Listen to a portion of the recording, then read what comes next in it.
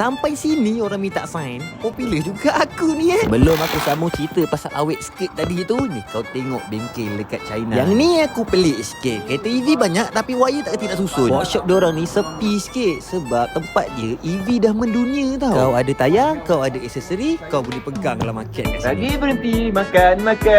Makanan halal dekat sini bersepah banyak. Tak takutlah sesat kalau setakat cari makanan halal. Menu kali ni mi tarik. Makan panas boleh, duduk kat tempat panas tak boleh.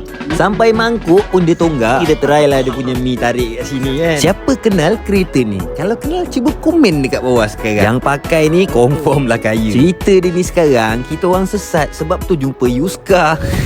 Sepanjang jalan tu menapak. Satu hari tu 16,000 langkah. Kau tengok ni kereta daripada masa depan. Bentuk lori, bentuk van, semuanya pelik. Yang ini lagilah pelik. Siapa punya kasut letak dekat atas tu? Bapak besar nak mampui. Rantai pun dia balut bangunan man. Sampai sini dululah ya. Nanti aku sambung cerita pasal awet skirt tu. Bye.